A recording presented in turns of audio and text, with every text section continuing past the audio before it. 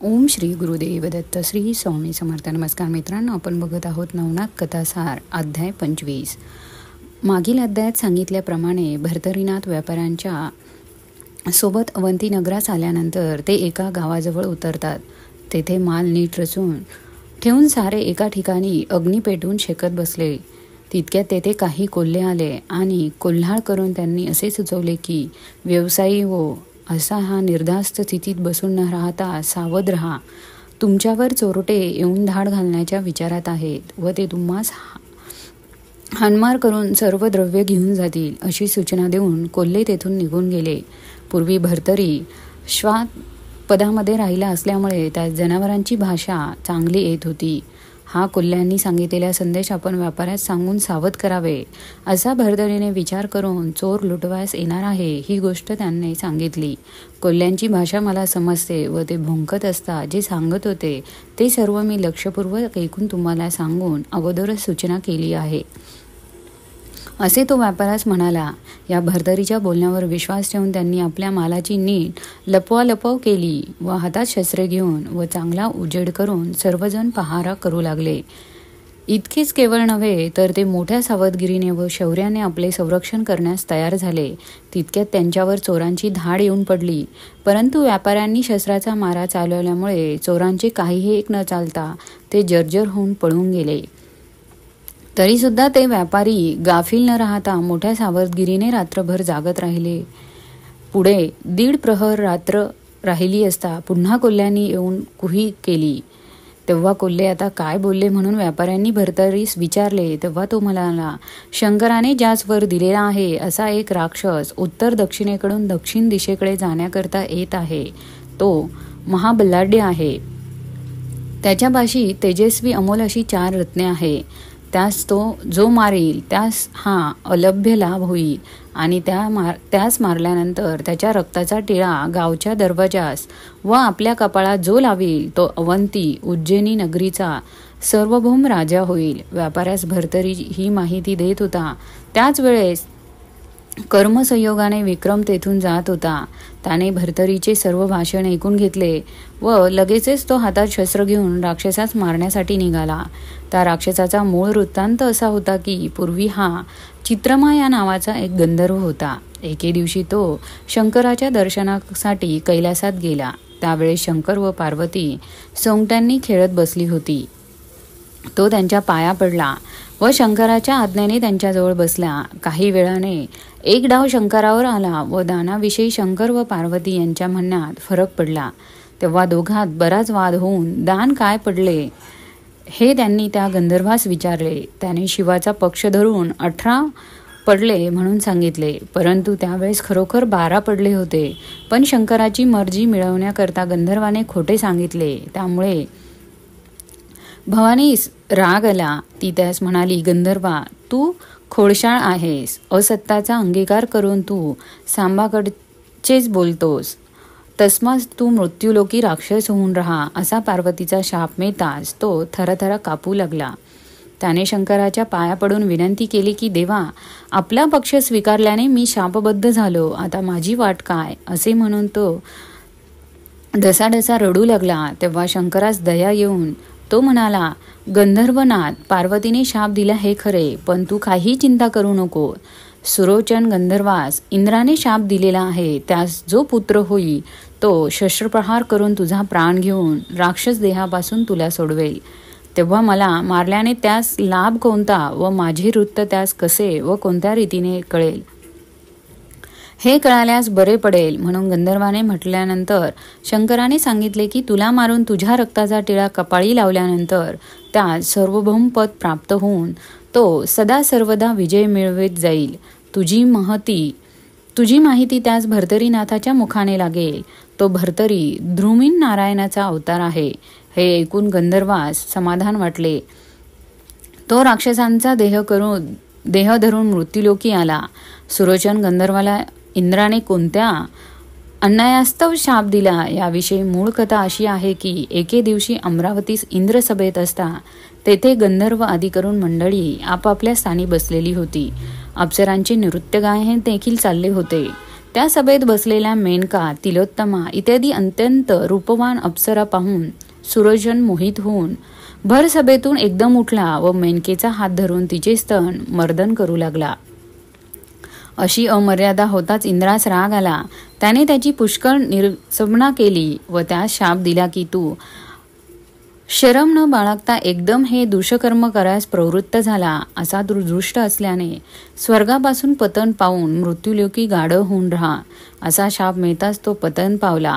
परंतु त्या वेळी त्याने इंद्राची प्रार्थना केली की महाराज अमरनाथ, मला आता उशाप द्यावा. माझ्याकडून होऊ नये असा अपराध घडला खरा, पण मला माझ्या अपराधाची कृपा करून क्षमा करावी. अशीच त्याने स्तुती करून इंद्रास मोठेपणा दिला, जेणेकरून त्यांचे अंतःकरण द्रवून त्याने उशाप दिला की 12 वर्षांनी पुन्हा परत आल्यास स्थानास येशील. परंतु तुला सांगतो ते ऐक. मिथिला नगरीच्या सत्यवर्मा नामक राजाच्या कन्यासी युक्तिप्रयुक्तीने तू विवाह कर. पुढे विष्णूसारखा तेजपुंज मुलगा विक्रम तुझ्या पोटी येताच तू मुक्त होशील व पूर्ववत गंधर्व होऊन स्वर्गात जाशील. याप्रमाणे इंद्राने उशाप देताच तो स्वर्गाहून पतन पाहून मिथिलेच्या रानात गाढव होऊन राहिला. त्या गावात कमट म्हणून एक कुंभार होता. तो गाढवाच्या शोधासाठी अरण्यात गेला असता तेथे मिळालेली सर्व गाढवे त्याने आपल्या घरी घेऊन गेला. त्याचंच हे शाप मिळालेले गाढव देखील होते. पुढे काही दिवसांनी तो दरिद्री झाला. तेव्हा शाप मिळालेले गाढव ठेवून बाकीची सर्व गाढवे त्यांनी विकून टाकली. तो गाढव तेथे एकटाच राहिला असता 2 प्रहर रात्रीस कुंभारास उद्देशून म्हणू लागला की सत्यवर्मा, राजाची कन्या मला बायको करून दे. गोठ्यातून असा मनुष्यासारखा आवाज त्यास नित्य ऐकू येत असे, पण कुंभाराने घराबाहेर येऊन पाहिल्यावर त्यास येथे मनुष्य दिसत नसे. आता तो अनेक वेळा फसला. गाढव बोलत असल्याची कल्पना त्याच्या मनात देखील आली येईना. एकदा तो याच संशयात पडून काही वेळ उभा राहिला. मग आपण याची आता भ्रांती फेडावी असा गाढवाने विचार करून कमटास आपल्याजवळ बोलवले आणि म्हणाला की सत्यवर्मा राजाची कन्या मला बायको करून दे. हेच मी तुला नित्य सांगत असतो. यात संशयाचे काहीच कारण नाही. कसेही करून माझे इतके काम कर. हे ऐकून तो कुंभार खोल विचारात पडला व त्याच्या मनात भीती उत्पन्न झाली, कारण ही अघटित गोष्ट कोणापाशी बोलता येईना. जर ही गोष्ट बाहेर पडली तर राजा मला शिक्षा करील. हा गाढव असता राजाचा जावई होऊ पाहतो. ही गोष्ट घडेल तरी कशी? याचा परिणाम चांगला होणार नाही. आता येथून निघून दुसऱ्या राज्यात राहण्यासाठी जावे हेच चांगले असा विचार त्या कुंभाराने करून निघण्याची तयारी केली. दुसरे दिवशी सकाळी हा सर्व प्रकार त्याने आपल्या स्त्रीस कळवला व तिचाही होकार मिळवला. परंतु त्या उभयंत्यांनी नवरा बायकोच्या मनात अशी कल्पना आली की गाढवास मुळीच वाचा नसते. असे असता हा मनुष्याप्रमाणे बोलतो आहे. याचा अर्थ हा गंधर्व, यक्ष, किन्नर यापैकीच कोणीतरी शापग्रस्त नक्की असावा. नंतर त्यांनी त्याच गाढवावर सामान ठेवले व पळून जात असता सीमेवर रक्षकांनी त्यास प्रतिबंध केला आणि हे नगर सोडून का जातात म्हणून विचारू लागले. पळून जाण्याचे कारण सांगावे म्हणून राजसेवकांनी पुष्कळ प्रयत्न केले, परंतु तो व स्त्री काहीच न बोलता उभी राहिली. कारण ही गोष्ट सांगावी तर राजा प्राण घेतल्या वाचून सोडणार नाही याची त्यांना मोठी भीती होती. यामुळे रक्षकांनी जरी मनस्वी आग्रह केला तरी काही न बोलता स्वस्थ राहण्याखेरीज दुसरा मार्गच नव्हता. तितक्यात कमट कुंभार पळून जात असता त्यास आम्ही पकडून ठेवले आहे अशी बातमी रक्षकांनी सत्यवर्मा राजास सांगितली. ती ऐकून त्यास दरबारात आणण्याचा हुकूम झाला. दूतांनी त्यास राजसभेत नेऊन उभे केले. त्यास सत्यवर्मा राजा म्हणाला, माझ्या राज्यात मी कोणास दुःख होऊ देत नाही. असे असता तू का पळून जात आहेस? तुला कोणते दुःख झाले आहे ते मला सांग, मी बंदोबस्त करतो. ते राजाचे भाषण ऐकून कुंभार म्हणाला, महाराज, प्रजेच्या सुखाकडे आपले पूर्ण लक्ष आहे हे मी जाणतो, परंतु मला जे दुःख आहे ते माझ्याने सांगवत नाही. ते सांगितले असता माझ्या जीवास मला धोका दिसतो. राजाने त्यास आश्वासन दिले की एखाद्या अन्यायामुळे माझ्याकडून शासन होईल अशी तुला धास्ती असेल तर मी तो अन्याय तुला माफ करून तुझ्या प्राणाचे रक्षण करील. तू काही संशय आणू नकोस, मी तुला वचनही देतो असे बोलून लगेचच राजाने त्यास वचन दिले. त्याने राजास एके बाजूस नेले आणि तो त्यास म्हणाला, राजा, तुमची कन्या सत्यवती आपल्यास स्त्री करून देण्याचा हट्ट माझ्या गाढवाने धरला आहे व हे तो नित्य माझपाशी मनुष्यवाणीने बोलत असतो. ही गोष्ट तुला समजल्यानंतर तू रागावशील ही कल्पना मनात येऊन मी येथे पळून जात होतो.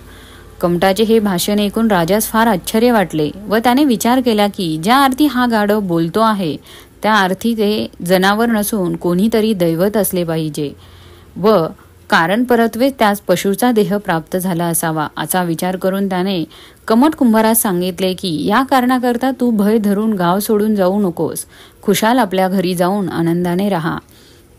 मी या गोष्टीचा विचार करून व त्या गाढवाची परीक्षा घेऊन त्यास माझी कन्या अर्पण करेल.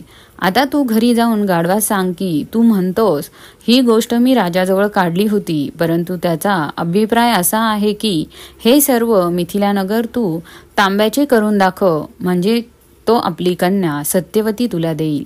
इतके बोलून राजाने कमटास घरी जावयास सांगितले. नंतर तो कमट स्त्रीसह आपल्या घरी गेला. त्या रात्री पुन्हा गाढवाने कमटास हाक मारून लग्नाची गोष्ट पूर्ववत निवेदन केले. तेव्हा कमटाने त्यास राजाच्या संकेताप्रमाणे सर्व मजकूर सांगितला. नंतर कमट म्हणाला की राजाचा हेतू पूर्ण करायचे तुझ्या अंगी सामर्थ्य असेल तर सर्व नगर तांब्याचे कर, म्हणजे तू सत्यवती तुला प्राप्त होईल. ते कमटाचे भाषण ऐकून तो गाढवरूपी गंधर्व म्हणाला, राजा मोठा बुद्धिवान असे दिसत नाही, कारण या कामी त्याने अगदी पोक्त विचार केला नाही. अरे, रत्नखचित सुवर्णाची नगरी त्याने मला करण्यास सांगितली असती तरी मी करून हुबेहूब दुसरी अमरावती त्यास बनवून दिली असती, किंवा इंद्राची सर्व संपत्ती त्यास आणून दिली असती. त्याने कल्पतरूचे आरामवन मागायला हवे होते किंवा कामधेनू मागायला हवी होती.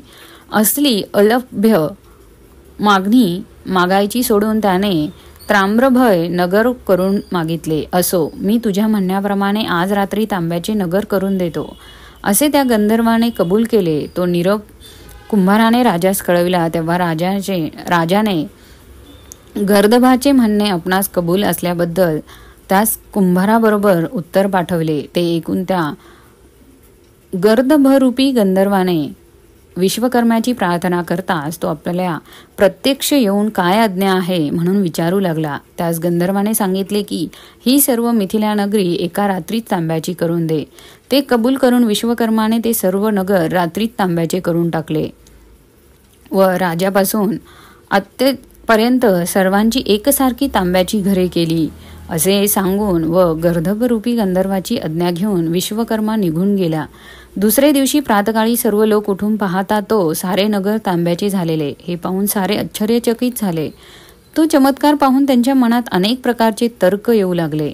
राजास मात्र खून पटली, परंतु यास आता कन्या दिल्या वाचून चालणारच नाही.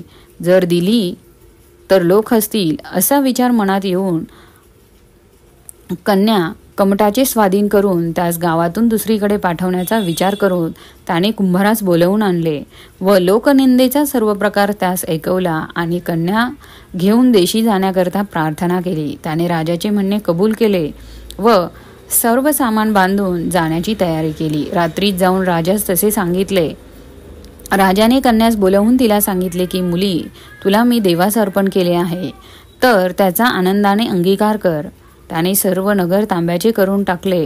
हा प्रत्यक्ष अनुभव पहा. यावरून तो गाढव नसून प्रत्यक्ष देव असल्याविषयी माझी खात्री आहे. आता तो कोण आहे वगैरे सर्व विचारपूस करून तू करून घे. माझ्या सांगण्याचा अपमान करू नकोस, नाहीतर माझ्या कुळास डाग लागेल व तो रागवला तर शाप देईल. तो युक्तप्रयुक्तीने त्या गाढवाच्या देहापासून त्याची मुक्तता करून घे. त्याने पूर्वदेह धारण केल्यावर त्या योगाने उभय कुळाचा उद्धार होईल. आता प्रफुल्लित अंतकरणाने कमटाच्या घरी जा. तो बापाचे म्हणणे सत्यवतीने आनंदाने कबूल केले. नंतर रात्री कन्येस घेऊन राजा कुंभाराच्या घरी गेला.